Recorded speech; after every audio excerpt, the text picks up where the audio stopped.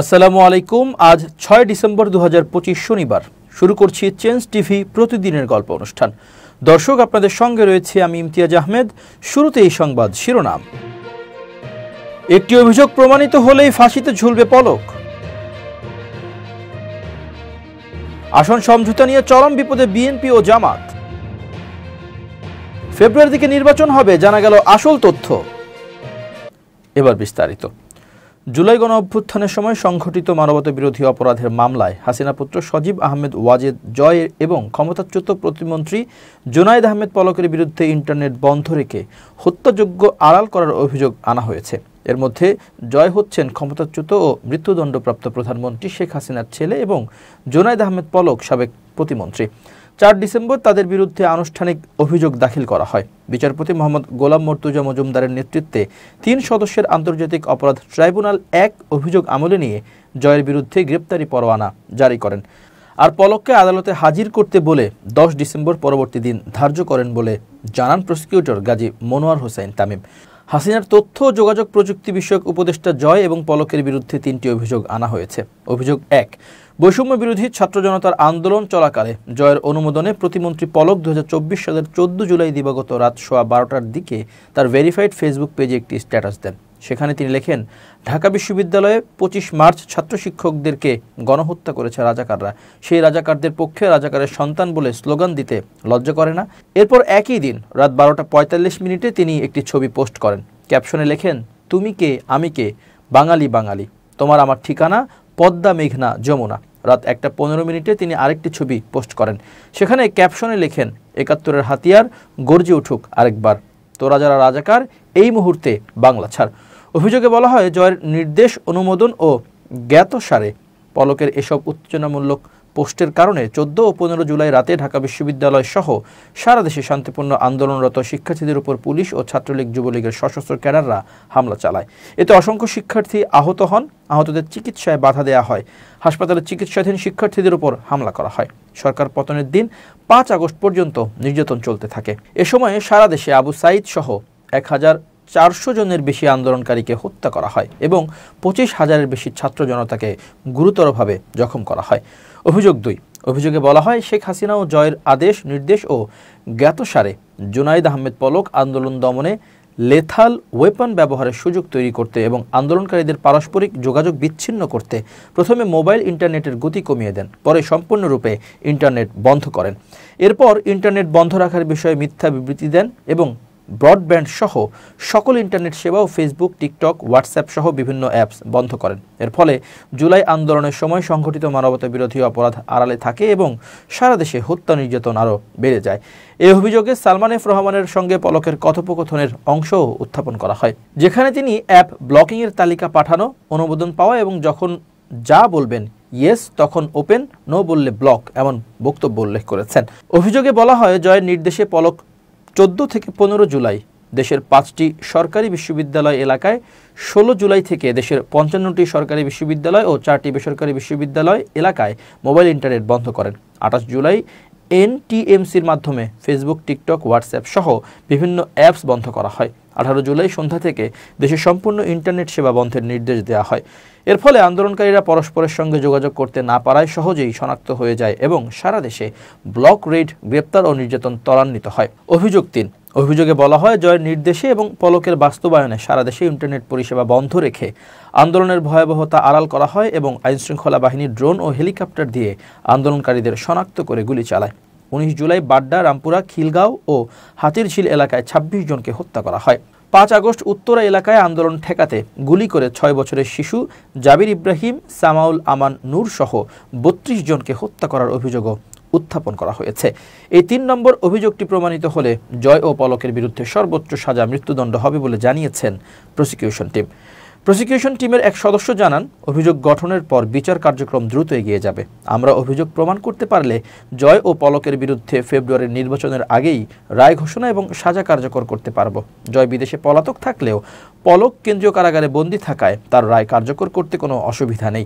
Prosecution team বলছে, তাদের হাতে পর্যাপ্ত ডকুমেন্টস আছে, সে কারণেই আসামিদের ফাঁসিতে ঝুলিয়ে মৃত্যুদণ্ড রায় হতে পারে বলেও আশা করছে সরকার পক্ষের আইনজীবীরা। ইতোমধ্যে পলকের এক নিকটাত্মীয় বলেছেন, ক্ষমতাচ্যুত আইসিটি প্রতিমন্ত্রী তার পরিবারকে জানিয়ে দিয়েছেন যে তার ফাঁসি হতে পারে। যুগপৎ সঙ্গী এবং নিজ দলের বিদ্রোহীদের কিভাবে সামাল দেবেন তা নিয়ে জটিলতায় পড়েছে বিএনপি। সম্প্রতি 2 ধাপে 272 আসনে সম্ভাব্য একক প্রার্থী ঘোষণা করেছে বিএনপি। এসব প্রার্থী ঘোষণার পর অনেক মিত্র রাজনৈতিক দলের শীর্ষ নেতা বিস্মিত ও হতাশ হয়েছেন। দলটির নেতাদের মতে যুগপৎ আন্দোলনের সঙ্গী ও শরিক দলগুলোর চাহিদা মতো আসন সমঝোতার ক্ষেত্রে তারা কিছুটা জটিলতায় পড়েছেন। কিন্তু তার চেয়েও বড় সমস্যা মনে করা হচ্ছে জোটগতভাবে প্রতিদ্বন্দ্বিতা করেও নিজস্ব প্রতীকে ভোট করার বিধানটি নিয়ে। আরোপীয় সংশোধনের কারণে এই পরিস্থিতি তৈরি হয়েছে, যা জোটবদ্ধ ছোট দলগুলোর জয়ের সম্ভাবনাকে ঝুঁকিতে ফেলেছে। এই বাস্তবতা মাথায় রেখে নির্বাচনে বিজয়ী হয়ে আসার মতো জোটের প্রভাবশালী প্রার্থীদের বিএনপি ছাড় দিতে চায়। এদিকে ফাঁকা 28টি আসনের মধ্যে কয়েকজনকে ইতোমধ্যে সবুজ সংকেত দেওয়া হয়েছে।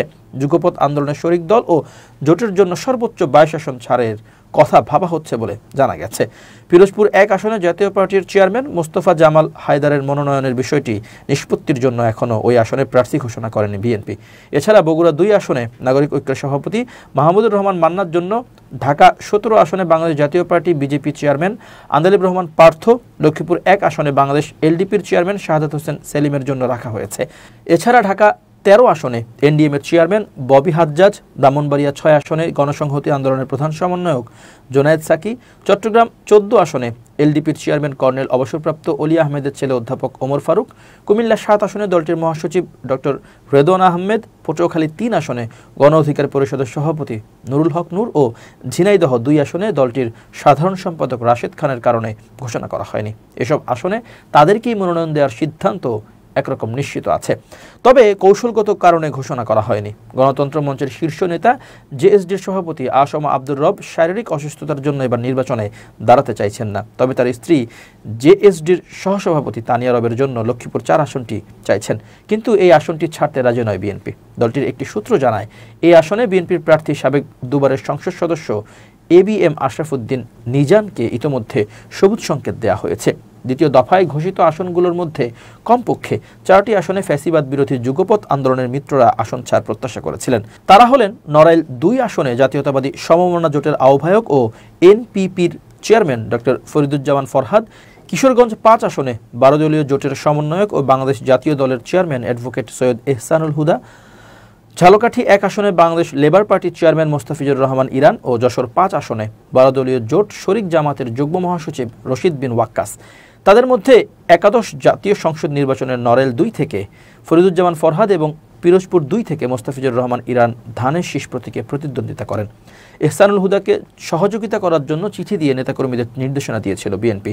নির্বাচন সামনে রেখে এ 4 দলের প্রধানরা এলাকায় নিয়মিত গণসংযোগে থাকলেও তাদের আসনে বৃহস্পতিবার বিএনপি প্রার্থী দিয়েছে। নড়াইল 2 থেকে মনিরুল ইসলাম, কিশোরগঞ্জ 5 থেকে শেখ মুজিবুর রহমান ইকবাল, ঝালকাঠি 1 থেকে রফিকুল ইসলাম জামাল এবং যশোর 5 থেকে অ্যাডভোকেট ইকবাল হোসেনকে প্রার্থী করেছে দলটি। এছাড়া গণফোরামের ভারপ্রাপ্ত সভাপতি সুব্রত চৌধুরী ঢাকা 6 আসন থেকে নির্বাচনের প্রস্তুতি নিয়েছিলেন। 2018 সালে তাকে এই আসন ছাড় দিয়েছিল বিএনপি। এবার তাকে ঢাকা 7 আসনে ছাড় দেওয়া হতে পারে বলে আলোচনা থাকলেও শেষ পর্যন্ত এই আসনে হামিদুর রহমানকে প্রার্থী করেছে বিএনপি। আসন সমঝোতা নিয়ে বাংলাদেশ জামাত ইসলামী ও ইসলামী আন্দোলন বাংলাদেশের মধ্যে ভয়াবহ জটিলতা তৈরি হতে পারে বলে কোনো সূত্র আভাস দিয়েছে। জামাত ইসলামী, ইসলামী আন্দোলন ও খেলাফত আন্দোলন সহ 8 দলের দায়িত্বশীল সূত্রগুলো বলছে, কোন দল কত আসনে নির্বাচনে আগ্রহী বা বিজয়ী হওয়ার সম্ভাবনা সেটা মাঠ জরিপের রিপোর্টের ভিত্তিতে তালিকা প্রস্তুত করা হচ্ছে। তবে কোন দলকে কত আসন ছাড় দেওয়া হবে তা নিয়ে কিছুটা জটিলতা রয়েছে। নেতারা বলছেন, ইসলামের বৃহত্তর স্বার্থে সব দলেই সর্বোচ্চ ছাড়ের মানসিকতা থাকতে হবে। তারা জানান, ইসলামী দলগুলো সরকার গঠনের জন্য প্রয়োজনীয় সংখ্যক আসনে বিজয়ী হয়ে আসুক, এটাই জোটের টার্গেট।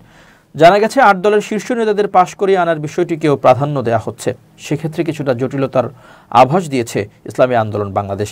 দলটির দপ্তর সম্পাদক মাওলানা লোকমান হোসেন জাফরি যুগান্তরকে বলেন, আমরা এবং জামাত ইসলামী বড় দল, আমাদের এই 2 দলের রাজনৈতিক অবস্থান সমান সমান। তবে জামাত যেহেতু আগে পার্লামেন্টে ছিল, সেক্ষেত্রে তারা একটু বেশি পেতে পারে। আমরা 120, জামাত 130 এবং বাকি 50টি আসনে অন্য 6টি দলের প্রার্থী দেওয়া যেতে পারে। খেলাফত আন্দোলনের নায়েবে আমির মাওলানা মুজিবুর রহমান হামিদ যুগান্তরকে বলেন, আমরা 20টি আসন চাইব। এই দলের আরেকটি অংশ 5টি আসনে প্রার্থী দিতে চান বলে জানান ওই অংশের যুগ্ম মহাসচিব মোহাম্মদ হোসেন আকন্দ। তবে আমিরে জামাত ডক্টর শফিকুর রহমান যে সিদ্ধান্ত দেবেন তা মেনে নেবেন বলে যুগান্তরকে জানান তারা। বাংলাদেশ জামাত ইসলামের প্রচার ও মিডিয়া বিভাগের প্রধান অ্যাডভোকেট ইহসানুল মাহবুব জোবায়ের শুক্রবার যুগান্তরকে বলেন, ৮ দলের ভবিষ্যৎ উজ্জ্বল। আমরা কোনো জোট গঠন করিনি। জামাত যেমন বলছে না, তেমনি আমরা যাদের সঙ্গে নিয়ে একসঙ্গে আন্দোলন এবং আসন সমঝোতা করছি তারাও কেউ জোটের কথা বলছেন না। সংখ্যার ভিত্তিতে শরিকদের সঙ্গে কোনো আসন ভাগাভাগি হবে না। জামাতে ইসলামী সহ ৮ দলের নেতারা সবাই একমত পোষণ করেছেন যে যাকে যেখানে দিলে বিজয়ী হতে পারবেন তাকে সেখানেই প্রার্থী করা হবে। আমাদের এই আসন সমঝোতার নীতির সঙ্গে একমত হয়ে আরও কয়েকটি ইসলামী দল আমাদের সঙ্গে আসবে। ফেব্রুয়ারির প্রথমার্ধে ভোট আয়োজনের সব প্রস্তুতি নির্বাচন কমিশন সম্পন্ন করেছে বলে মন্তব্য করেছেন অন্তর্বর্তী সরকারের ধর্ম উপদেষ্টা আ.ফ.ম. খালেদ হোসেন। ধর্ম উপদেষ্টা বলেন, নির্বাচনের সব প্রস্তুতি ইতিমধ্যে সম্পন্ন হয়েছে। নির্বাচন নিয়ে শঙ্কিত হওয়ার কিছু নেই। আগামী ফেব্রুয়ারিতে জাতীয় নির্বাচন অনুষ্ঠিত হবে। সরকার একটি সুষ্ঠু, অবাধ, নিরপেক্ষ ও অন্তর্ভুক্তিমূলক নির্বাচন জাতিকে উপহার দিবে বলে আশাবাদ ব্যক্ত করেছেন তিনি। আ.ফ.ম. খালেদ হোসেন বলেন, আল্লাহ যাকে মর্যাদা দেবেন তাকে কেউ নিচে নামাতে পারবে না, আর আল্লাহ যাকে নিচে ফেলবেন তাকে হাজার মানুষ চাইলেও উপরে তুলতে পারবে না। ঢাকার মিরপুরে জাতীয় চিড়িয়াখানার খাঁচা থেকে বেরিয়ে পড়া সিংহটিকে ফের খাঁচায় ফেরানো হয়েছে। স্ত্রী সিংহটির নাম ডেইজি। ৫ ডিসেম্বর বিকালে সিংহটি বেরিয়ে যায় বলে জানান চিড়িয়াখানার পরিচালক রফিকুল ইসলাম তালুকদার। এরপর দর্শনার্থীদের দ্রুত নিরাপদে সরিয়ে নেওয়া হয়। রফিকুল ইসলাম তালুকদার বলেন, সন্ধ্যার পর সিংহটিকে চেতনানাশক ইনজেকশন পুশ করা হয়। এর কিছুক্ষণ পর অজ্ঞান হয়ে গেলে সেটিকে ধরে ফের খাঁচায় ঢোকানো হয়েছে। এই ঘটনায় আতঙ্কিত হওয়ার কিছু নেই। পরিচালক আরও জানান, খাঁচার গেট সম্ভবত তালা মারা ছিল না। কোথাও কোনো ভাঙা বা গ্রিলে ফাঁকা পাওয়া যায়নি। এ বিষয়ে আজ রাতেই একটি তদন্ত কমিটি গঠন করা হবে। বর্তমানে মিরপুর চিড়িয়াখানায় মোট 5টি সিংহ রয়েছে বলে জানান তিনি। এবার খুব জরুরি 1 মিনিট জানাচ্ছেন ইউনেস্কো ক্লাব পুরস্কার বিজয়ী সাংবাদিক আমিরুল মোমিনিন মানিক। খুব জরুরি 1 মিনিটে প্রত্যেককে আমন্ত্রণ। প্রিয় বন্ধুরা, এই শহরে অনেকেই বাড়ি ভাড়া করে থাকেন, আবার কিছু সংখ্যক মানুষ নিজের বাড়িতে থাকেন। যারা বাড়ি ভাড়া করে থাকেন তারা বিভিন্ন সময়ে বিপত্তির মুখোমুখি হন। যেমন প্রতি বছরই দ্বিগুণ বাড়ি ভাড়া বাড়িয়ে দেন বাড়িওয়ালারা। এইসব অসঙ্গতির প্রতিকারের জন্যে বাড়ি ভাড়া নিয়ন্ত্রণ আইন রয়েছে। সেই আইনের অধীনে আপনি প্রতিকার পেতে পারেন। যদি বাড়িওয়ালার সঙ্গে আপনার দ্বন্দ্ব তৈরি হয় তাহলে আপনি জজ কোর্টে গিয়ে এই ধরনের একটি মামলা দায়ের করতে পারেন। তখন আপনাকে আর বাড়িওয়ালাকে ভাড়া দিতে হবে না, আপনি আদালতে ভাড়া দেবেন। আদালত বাড়িওয়ালাকে বুঝিয়ে দেবেন ন্যায্যতার সঙ্গে ভাড়া নির্ধারণ করার পর। প্রিয় বন্ধুরা, ভালো থাকবেন সবাই। শুভেচ্ছা নিরন্তর। এবার দেশের বাইরের খবর। দক্ষিণ লেবাননে বিমান হামলা চালিয়ে ইসরায়েল জাতিসংঘের আইন লঙ্ঘন করেছে বলে জানিয়েছে লেবাননে নিযুক্ত জাতিসংঘের শান্তিরক্ষী মিশন ইউনিফিল। দখলদার ইসরায়েলি বাহিনী দক্ষিণ লেবাননে ধারাবাহিক বিমান হামলা চালিয়ে আসছে। গত বৃহস্পতিবারও সীমান্তবর্তী মারুনাহ, মাজাদেল এবং বারাশিট গ্রামে হামলা চালানো হয়। এক বিবৃতিতে ইউনিফিল বলেছে, এই কর্মকাণ্ডগুলো নিরাপত্তা পরিষদের 1701 নম্বর প্রস্তাবের স্পষ্ট লঙ্ঘন। আমরা ইসরায়েলি বাহিনীকে তাদের কাছে উপলব্ধ যোগাযোগ এবং সমন্বয় ব্যবস্থা গ্রহণের আহ্বান জানাই। 2006 সালে গৃহীত 1701 নম্বর রেজলিউশনে হিজবুল্লাহ ও ইসরায়েলের মধ্যে শত্রুতা বন্ধ এবং ব্লু লাইন ও লেবাননের লিটানি নদীর মধ্যে একটি অস্ত্রমুক্ত অঞ্চল প্রতিষ্ঠার আহ্বান জানানো হয়। হিজবুল্লাহর সঙ্গে চুক্তির অধীনে এই বছরের জানুয়ারিতে দক্ষিণ লেবানন থেকে ইসরায়েলি বাহিনী সরে যাওয়ার কথা ছিল, কিন্তু তারা কেবল আংশিকভাবে সরে যায় এবং 5টি সীমান্ত চৌকিতে সামরিক উপস্থিতি বজায় রাখে। ইউনিফিল আরও জানিয়েছে, গত রাতে টহলরত শান্তিরক্ষীদের উপর বিনতে জাবাইলের কাছে 6 জন লোক আক্রমণ করে। একজন প্রায় 3টি গুলি চালালেও কেউ আহত হয়নি। বিবৃতিতে আরও বলা হয়েছে, আমরা লেবাননের কর্তৃপক্ষকে শান্তিরক্ষীদের নিরাপত্তা নিশ্চিত করার জন্য তাদের বাধ্যবাধকতার কথা স্মরণ করিয়ে দিচ্ছি এবং অপরাধীদের বিচারের আওতায় আনার জন্য পূর্ণাঙ্গ ও তাৎক্ষণিক তদন্তের দাবি জানাচ্ছি। প্রিয় দর্শক, শেষ করছি চেঞ্জ টিভির প্রতিদিনের গল্প অনুষ্ঠান। changetv.press বাংলাদেশের ইউটিউব জার্নালিজমের অগ্রদূত। ভিজিট করুন এর ওয়েবসাইট www.changetv.press, youtube.com/changetvpress এবং সাবস্ক্রাইব করুন চ্যানেলটি। নিয়মিত লাইক, কমেন্ট ও শেয়ার করে আপডেট রাখুন নিজেকে। ভালো থাকুন, নিরাপদে থাকুন। শুভেচ্ছা নিরন্তর। changetv.press, এক ফোঁটা হলুদ নেই।